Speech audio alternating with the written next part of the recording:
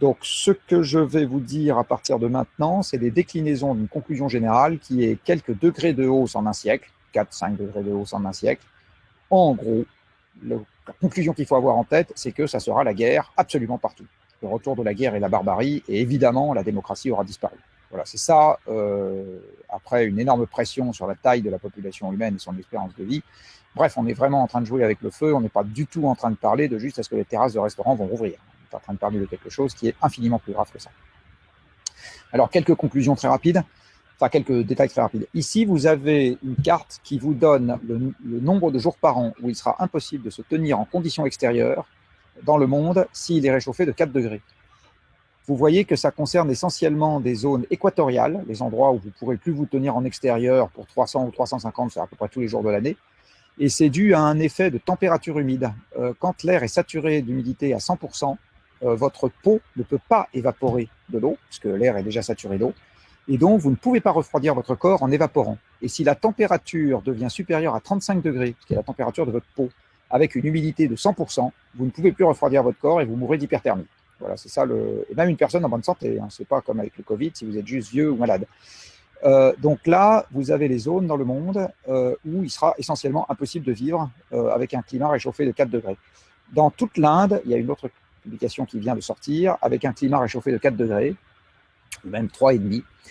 Vous aurez une température annuelle moyenne qui sera supérieure à ce qu'on a dans une partie du Sahara aujourd'hui, dans toute l'Inde. Voilà, donc ça met en jeu des milliards d'individus qui ne pourront pas rester là où ils sont, qui bien évidemment vont se mettre ailleurs, parce que vous ne resteront pas sur place à crever la gueule ouverte, et donc ils vont aller se mettre ailleurs, jamais très loin de chez eux, mais des déplacements massifs de population feront des conflits massifs de façon absolument évidente.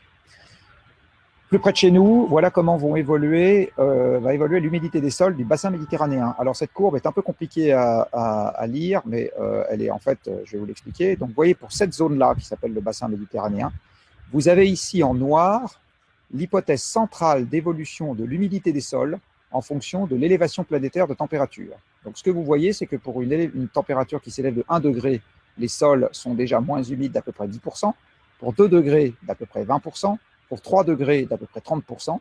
Et la barre grisée ici, c'est l'incertitude sur ce genre d'évaluation. Donc ce que vous voyez, c'est qu'à 2 degrés, ça pourrait être, si on a de la chance, moins 10, mais si on n'a pas de chance, c'est déjà moins 30. Or, une humidité des sols, vous voyez que ça concerne toute la partie sud de la France, qui baisse de 30%, c'est des rendements agricoles qui s'effondrent, et donc bien évidemment une population qui sera plus difficile à nourrir. Ajoutez à cela qu'aux mêmes horizons de temps, on aura de moins en moins d'énergie abondante, et que c'est ça qui nous a permis d'avoir les tracteurs et les engrais, qui ont été le facteur central d'augmentation de la productivité de l'agriculture depuis la dernière guerre mondiale. Vous voyez que dans le nord de l'Europe, ça sera plutôt l'inverse, il va se mettre à pleuvoir plus, donc les Suédois et les Finlandais, eux, ils sont contents, et il va se mettre à pleuvoir plus, mais ça leur fera par ailleurs plus d'inondations. Ici, vous avez un graphique qui vient du dernier rapport du GIEC, enfin d'un des derniers rapports du GIEC qui s'appelle Changement climatique et terre, et c'est la barre de droite où j'attire votre attention. Le code couleur qui est sur ces barres, c'est que quand vous rentrez dans le violet, vous avez des conséquences irréversibles et généralisées. Et ce que dit le GIEC, c'est qu'à partir de 2,5 degrés, 3 degrés, vous aurez une insécurité alimentaire généralisée sur Terre. Donc j'en reviens à ce que je disais tout à l'heure, les gens se battront partout. Alors si on ne veut pas de ce paysage apocalyptique, parce qu'il s'agit bien d'un paysage apocalyptique, il ne s'agit pas encore une fois d'une récession de 8% qui nous paraîtra une plaisanterie au regard de ce genre de choses, eh bien, voilà ce qu'il faut faire, et compte tenu de l'inertie du CO2, donc il faut s'y prendre très très longtemps à l'avance, voilà la manière dont on peut décrire l'effort à mener. Ici, vous avez une courbe qui vous décrit le lien qui existe entre la quantité totale de CO2 qu'on met dans l'atmosphère entre 1850 et 2100, parce que comme le CO2 est très stable, c'est la quantité totale qu'on va rajouter qui compte. Et là, vous avez l'élévation de température qui en découle entre 1850 et 2100, sachant que cette élévation de température est le marqueur d'un désordre généralisé qui est d'autant plus important que vous montez.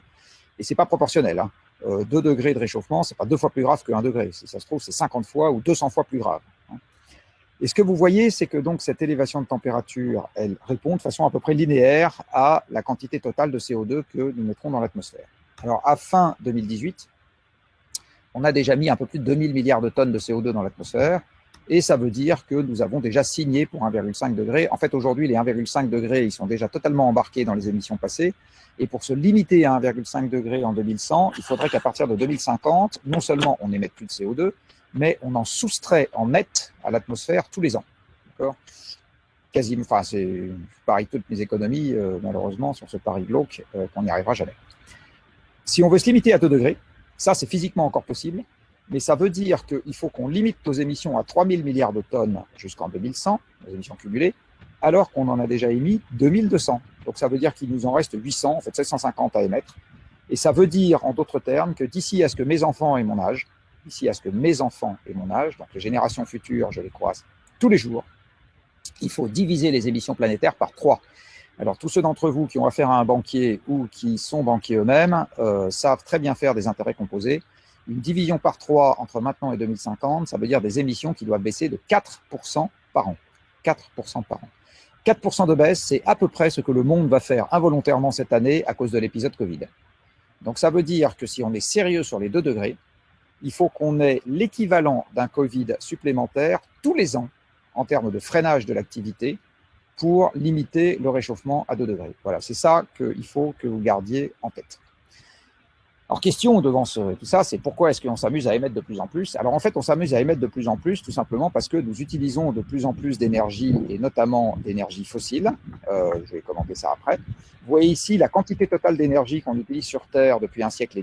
Vous voyez que l'essentiel, c'est les énergies fossiles, charbon, pétrole, gaz, et que dans cette histoire, les énergies décarbonées, hydroélectricité, nucléaire et nouvelles énergies renouvelables ne sont pas extrêmement importantes.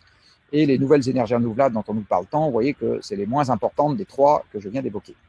Ce que vous voyez également, c'est que la quantité totale d'énergie qu'on utilise sur Terre n'a pas vu son évolution infléchie en d'une quelconque manière par le fait que l'économie se serait tertiarisée ou l'économie se serait dématérialisée grâce au numérique. Voilà. Donc, tout ça, et en fait, c'est des slogans médiatiques, c'est absolument pas des réalités physiques. Alors pourquoi est-ce qu'on utilise de plus en plus d'énergie ? Tout simplement parce que l'énergie, c'est la nourriture des machines et ça nous permet d'alimenter de plus en plus de machines et l'ensemble de ces machines nous a permis de devenir Iron Man pour de vrai. C'est pour ça que nous utilisons de plus en plus de machines parce que nous adorons nous offrir de plus en plus de choses. Donc Iron Man que nous avons construit grâce à l'énergie, eh bien sa main gauche, c'est par exemple cette presse à emboutir qui a démultiplié la puissance de notre main par 100 000 ou 1 million. Notre pied gauche, c'est cette voiture qui a démultiplié la puissance de nos jambes par 500 ou 1000. Notre pied droit, c'est ce camion qui a démultiplié la puissance de nos jambes par plusieurs milliers. Ce satellite, il voit beaucoup plus loin que notre œil, donc c'est l'œil d'Iron Man. La main qui est ici, c'est le tractopelle qui est là, qui est puissant comme 10 000 bras, etc. Donc voilà, toutes ces machines, en fait, c'est des morceaux d'Iron Man. Alors évidemment, ça ne fait pas clac, clac, clac avec la lumière blanche au centre, mais c'est exactement ça. On s'est constitué un costume d'Iron Man avec toutes ces machines qui utilisent de l'énergie. Et ce qu'il faut avoir en tête, c'est qu'aujourd'hui, la puissance totale des machines installées sur Terre, elle est à tout instant 200 fois supérieure à la puissance des muscles de l'humanité. Donc, c'est les machines qui produisent, ce n'est pas du tout les hommes. La raison pour laquelle la productivité du travail a augmenté, c'est parce que les machines se sont mises à bosser à notre place, ce n'est pas parce qu'ils nous a poussé les bras et les jambes. Et l'énergie, c'est donc la manière pour nous de devenir des surhommes. Et c'est pour ça qu'on en utilise de plus en plus et que c'est vachement dur de se limiter à de moins en moins. Alors l'énergie 100% renouvelable, qui est quelque chose auquel on peut penser en se disant « bon, très bien, on va la rendre renouvelable », il faut se rappeler que c'est le monde dont on sort. Voici un paysage où toute l'énergie était renouvelable il y a quelques siècles. Vous voyez ici des transports totalement renouvelables, un cheval renouvelable qui mange de l'herbe renouvelable, qui est de temps en temps asticoté avec un bâton en bois renouvelable. Ici, vous avez une barque en bois renouvelable, poussée par un marin renouvelable, enfin un batelier renouvelable, avec une perche en bois renouvelable. Il n'y a pas de moulin qui est sur ce paysage, mais enfin, vous aviez un moulin avant, fait en lin et en bois, c'est ça, en lin et en bois renouvelable, mu par le vent renouvelable, etc. Donc le monde des énergies renouvelables, c'est le monde dont on sort.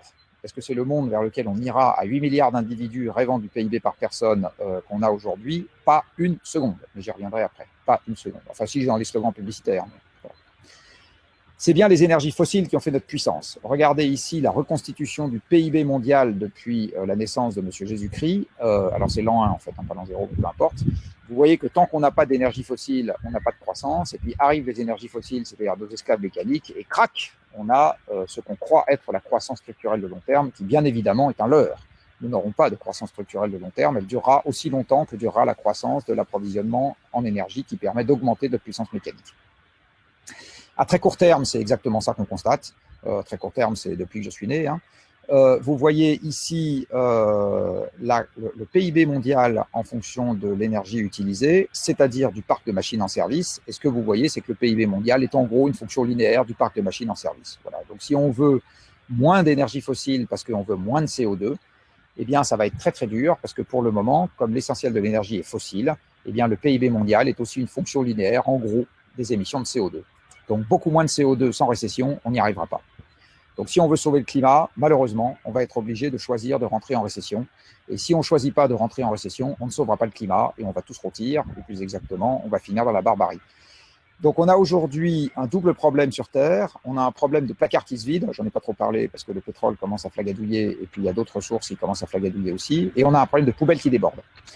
Si on met en perspective tout ce que je viens de vous raconter très, très rapidement, donc en fait, on est à la croisée des chemins, à supposer qu'on ne l'ait pas déjà dépassé. Ou bien on dit, tant que la fête dure, allez, je mets mon nez dans le rail de coke et on verra bien après. Et à ce moment, on part vers des perturbations environnementales majeures qui seront très au-delà de nos capacités de gestion. Ou bien on décide qu'on n'en veut pas et à ce moment, on se met immédiatement au régime de manière extrêmement sévère. Et pour reprendre le titre de cette slide, la vitesse à laquelle il faut baisser les émissions, donc moins 4% par an dans le monde, et en France, au titre de la loi neutralité qui a été votée l'année dernière, c'est plutôt moins 7 à moins 8% par an. Donc en gros, c'est la récession qu'on se prend cette année supplémentaire tous les ans, c'est à peu près ça.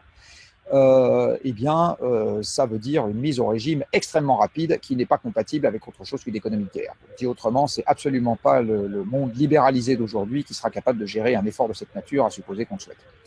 Voilà, donc c'est ça le dilemme dans lequel nous sommes. Et pour finir cette intervention, on est au début de la deuxième partie de notre pacte faustien, pour ceux d'entre vous qui se rappellent Faust.